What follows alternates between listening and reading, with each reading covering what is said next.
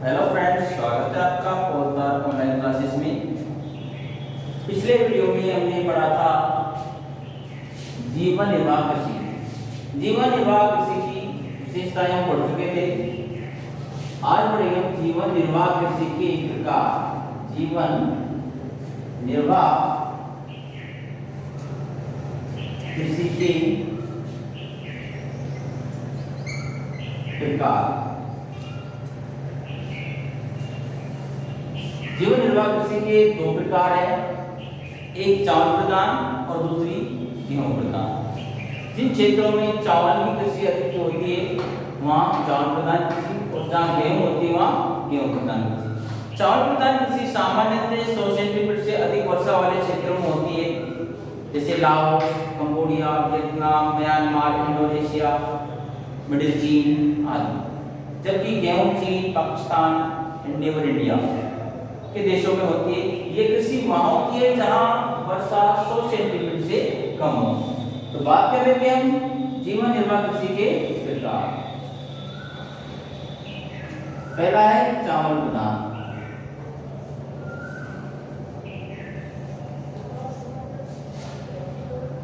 और दूसरा है गेहूं।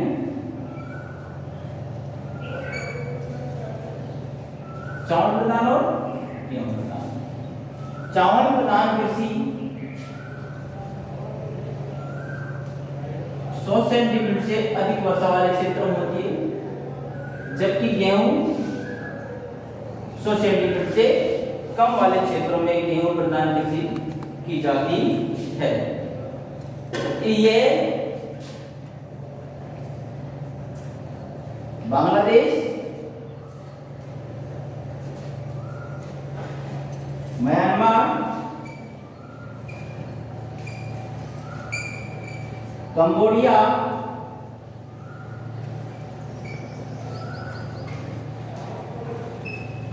इंडोनेशिया आदि देशों में चावल प्रधान कृषि की जाती है, जबकि गेहूं भारत,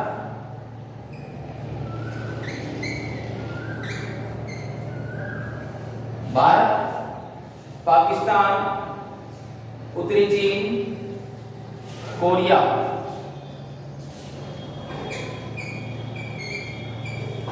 उत्तरी चीन में, कोरिया में गेहूं प्रधान कृषि की जाती है। मध्य चीन में चावल की कृषि की जाती है। स्थिति जीवन निर्वाह कृषि के प्रकार, इसके दो प्रकार है, चावल प्रधान कृषि और दूसरी गेहूं प्रधान कृषि। निश्चित तौर पर बात करें तो जहां चावल अधिक होगा वहां चावल प्रधान कृषि, और जहां गेहूं अधिक होगा गेहूं प्रधान कृषि। चावल की खेती 100 सेंटीमीटर से अधिक वर्षा वाले क्षेत्र जैसे बांग्लादेश है, म्यांमार, कंबोडिया, इंडोनेशिया, मध्य चीन, वियतनाम, इनमें गेहूं प्रधान भारत, पाकिस्तान, कोरिया, जहां 100 सेंटीमीटर से कम वर्षा होती है वहां पर ये कृषि की जाती है। जैसे अब है विस्तृत वाणिज्य अनाज कृषि। इसके बाद हम पढ़ेंगे विस्तृत वाणिज्य अनाज कृषि। जीवन निर्वाह कृषि में बस इतना ही।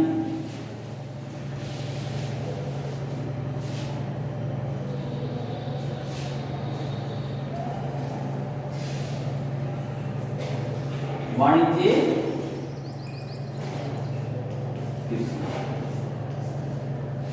वाणिज्य कृषि विस्तृत रूप है जीवन निर्वाह कृषि का।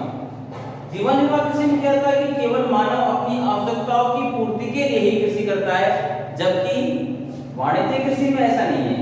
इसमें व्यक्ति स्वयं की आवश्यकता को पूर्ति करता है, साथ में उसका व्यापार भी करता है, क्योंकि व्यापार के कारण जब कोई कृषि अपनी आवश्यकता को पूर्ति अधिशेष होता है और उसका व्यापार करता हुआ कहलाती है वाणिज्य कृषि। जब अनाज स्वयं की आवश्यकता के साथ साथ व्यापार दृष्टि से होते होते हैं वाणिज्य कृषि। अर्थात जीवन निर्वाह कृषि का विस्तृत रूप, बड़ा रूप ही वाणिज्य कृषि है।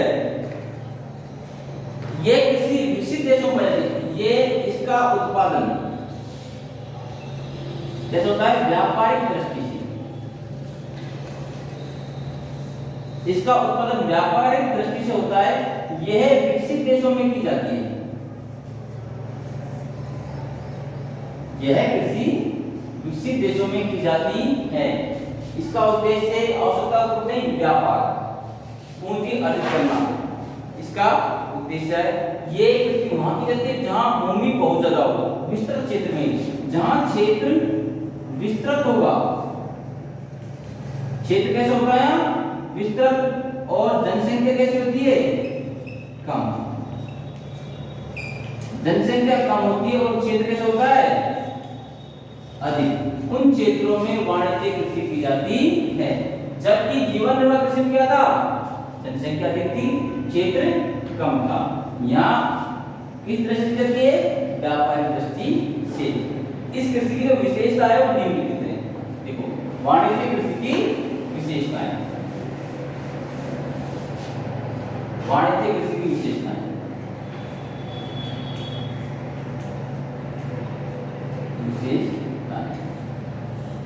पहली विशेषता की बात करें तो हम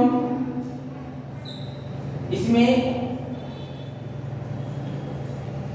जनसंख्या कम और भूमि अधिक होती है। भूमि अधिक होती है। पहली विशेषता क्या है? जनसंख्या कम और भूमि अधिक। इसके जो फार्म होते हैं बड़े होते हैं।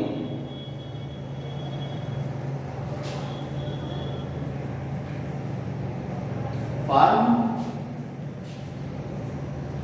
का आकार 240 हेक्टेयर से लेकर से 16 से हेक्टेयर तक होते हैं। अर्थात इसमें जो कृषि के जो फार्म होते हैं कैसे होते हैं? बड़े बड़े होते हैं। इसमें सभी कार्य, समस्त कार्य मशीनों से किए जाते हैं।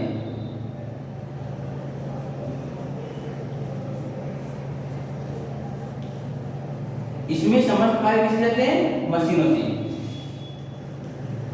गुड़ाई, कुटाई, निराई सब कार्य, जैसे बिजाई है, कटाई है, गुड़ाई है, ये सब कार्य किससे जाते हैं? मशीनों से।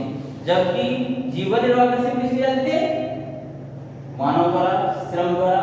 जबकि इसमें सारा कार्य होता है मशीनों से। अर्थात इसे मशीनीकरण किसी भी कहते हैं, यांत्रिक किसी भी कह सकते हैं।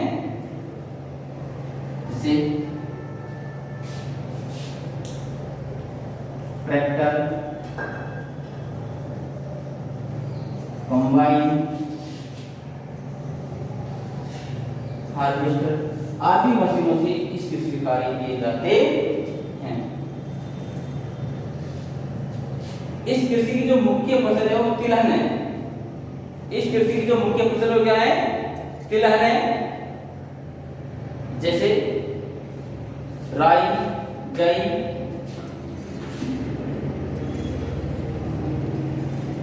प्रमुख फसल कौन कौन सी इसमें? राई, जई, तिलहन फसलें। इसके अलावा यहाँ गेहूं की कृषि भी की जाती है। गेहूं की कृषि, गेहूं की कृषि भी यहाँ पर की जाती है। और फसल को सुरक्षित करने के लिए, जो उत्पादन होता है उस फसल को सुरक्षित करने के लिए यहाँ पर बड़े बड़े गोदाम होते हैं, शीत गोदाम। फसल को सुरक्षित रखने के लिए यहाँ पर बड़े बड़े शीत गोदाम होते हैं, ताकि फसल को खराब होने से बचाया जा सके। क्योंकि बड़े बड़े फसल को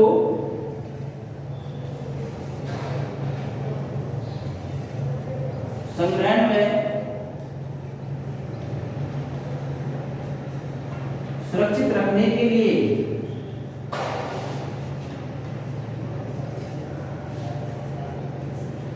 बड़े बड़े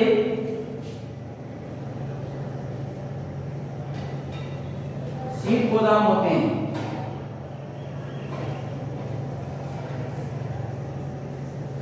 बड़े बड़े शीत गोदाम होते हैं।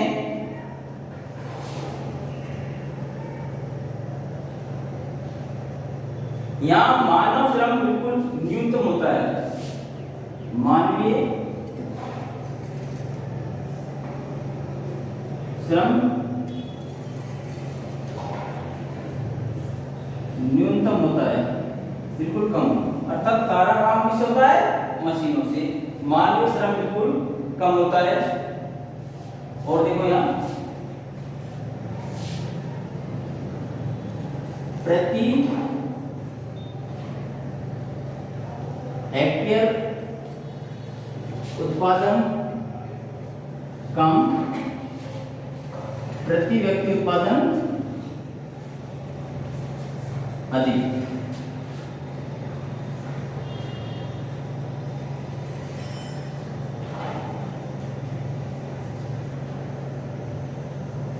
प्रति व्यक्ति उत्पादन अधिक होता है। देखिए विशेषताओं में प्रत्येक उत्पादन कम, प्रत्येक उत्पादन अधिक। यहाँ प्रत्येक उत्पादन कम होता है क्योंकि अधिक जमीन होने के कारण थोड़ा सा देखरेख का अभाव होता है, इसलिए प्रत्येक उत्पादन तो कम होता है, परंतु प्रत्येक उत्पादन क्या होता है? अधिक। जनसंख्या कम है, भूमि अधिक है। फार्म का आकार 240 हेक्टेयर से लेकर 16 हेक्टेयर तक होता है। बड़े बड़े कृषि फार्म होते हैं, एक जैसी फसलें हो जाती है। सारा काम किससे किया जा रहा है? मशीनों से। तो इसे मशीन या यंत्र किसी भी कह सकते हैं, ट्रैक्टर, कंबाइन, हार्वेस्टर आदि की सहायता से सारा काम हो रहा है। प्रमुख फसल कौन सी है? राई, जई और गेहूं।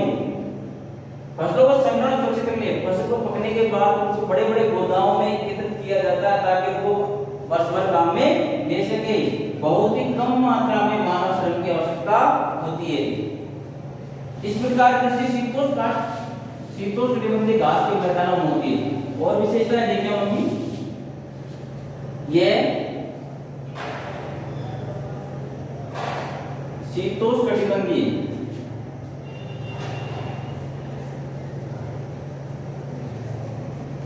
घास के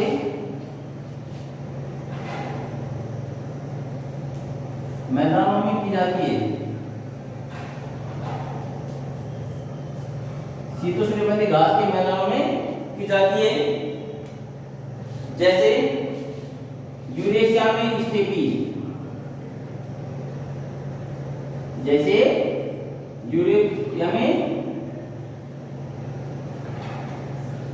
यूरेशिया में स्टेपी, उत्तरी अमेरिका में प्रेरीज, उत्तरी अमेरिका में प्रेरीज, अर्जेंटीना में पंपास,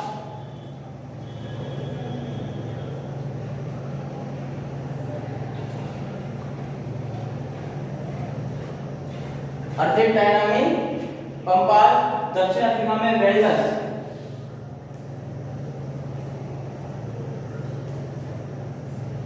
दक्षिण अफ्रीका में वेल्डस, ऑस्ट्रेलिया में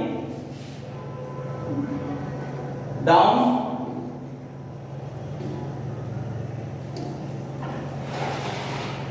ऑस्ट्रेलिया में डाउन्स, न्यूजीलैंड में कैंटरबरी,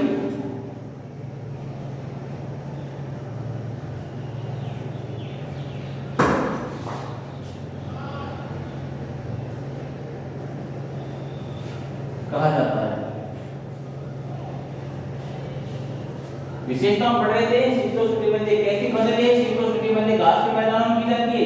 यूरेशिया में इन घास के मैदानों को स्टेपीज के नाम से जाना जाता है। वहीं उत्तरी अमेरिका में इनको प्रेरीज कहा जाता है। अर्जेंटीना में पंपास, दक्षिण अफ्रीका में वेल्डस, ऑस्ट्रेलिया में डाउन्स और न्यूजीलैंड में कैंटरबरी कहा जाता है। अर्थात भिन्न देशों में शीतोष्णकटिबंधीय घास के मैदानों को अलग अलग नामों से जाना जाता है।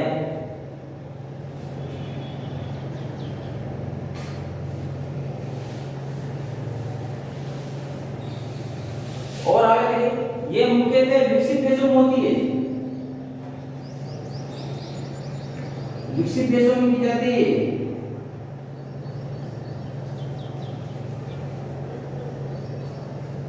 प्रमुख रूप से विकसित देशों में की जाती है। वर्तमान में लेकिन जैसे जैसे जनसंख्या बढ़ रही है, वर्तमान में जनसंख्या बढ़ने के कारण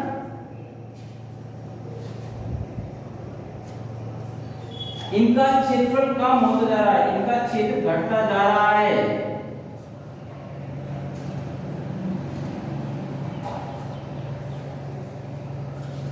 ठीक है, फिर देखो क्या आपका काम है, वाणिज्य कृषि या विस्तृत वाणिज्य अनाज कृषि बढ़ी थी। इससे पहले पढ़ता जीवन निर्वाह कृषि, विस्तृत वाणिज्य अनाज कृषि निर्वहन कृषि का ही बड़ा रूप है। निर्वहन कृषि का बड़ा रूप है, इसके छोटे रूप को निर्वहन कृषि कहते हैं, बड़े रूप को वाणिज्य कृषि कहते हैं। निर्वाह कृषि में जो चीजें थी सब व्यक्ति की आवश्यकता को पूर्ति के लिए थी, और इसमें जो सारी चीज के लिए थी व्यापार के दृष्टि से किया जाता है, व्यापार दृष्टि से उसका उत्पादन किया जाता है। सामान्यतः ये कृषि वहां की जाती है जहां जनसंख्या कम हो और भूमि क्या हो अधिक, वहां पर एक कृषि की जाती है। विशेषताओं की बात करें तो ये बड़े बड़े क्षेत्रों में की जाती है। इसके जो कृषि फार्म होते हैं वो बहुत ही बड़े होते हैं, लगभग 240 हेक्टेयर से लेकर 1600 हेक्टेयर तक के विस्तृत कृषि फार्म होते हैं। इसमें सारा कार्य मशीन से होता है, खेतों में बुआई, बिजाई, कटाई, बुराई, दवाई का छिड़काव, सारा काम किससे किया जाता है, मशीनों से ही किया जाता है। जबकि कुछ काम कुछ ही मात्रा में, बहुत कम मात्रा में काम मानव श्रम के द्वारा ही किया जाता है। इसकी फसलों की बात करें तो राई, जई, गेहूं प्रमुख फसलें हैं। राई, जई प्रमुख फसलें। यहाँ प्रति हेक्टेयर उपज कम होती है परंतु प्रति व्यक्ति उत्पादन अधिक होता है। पहले हम बता चुके हैं प्रति हेक्टेयर उत्पादन कम और प्रति व्यक्ति उत्पादन क्या होता है, अधिक। ये प्रमुख रूप से शीतोष्ण घास के कटिबंधीय मैदान, जिनको भिन्न भिन्न क्षेत्रों में, विभिन्न देशों में भिन्न भिन्न नामों से जाना जाता है, जैसे यूरेशिया में स्टेपी, उत्तरी अमेरिका में प्रेरीज, अर्जेंटाइन में पंपाज, दक्षिण अफ्रीका में वेरनास, ऑस्ट्रेलिया में डाउन, न्यूजीलैंड में कैंटरली कहा जाता है। ठीक है, वर्तमान में जनसंख्या बहुत तेजी से बढ़ रही है जिससे इनका आकार धीरे धीरे घटता जा रहा है। ठीक है, ये कृषि पूर्णतः यंत्रीकरण या तकनीक पर आधारित कृषि है। अर्थात कैसी है, तकनीकी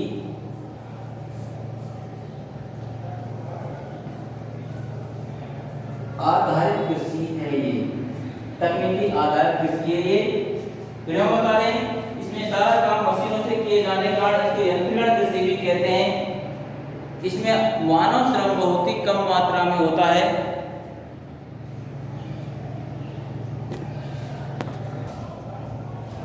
मानव श्रम बहुत ही कम मात्रा में होता है।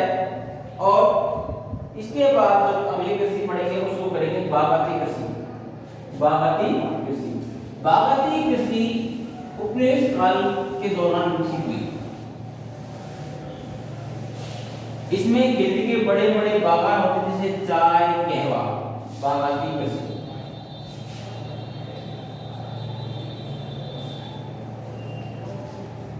बागाती कृषि, इसे उपनिवेशी कृषि कहते हैं।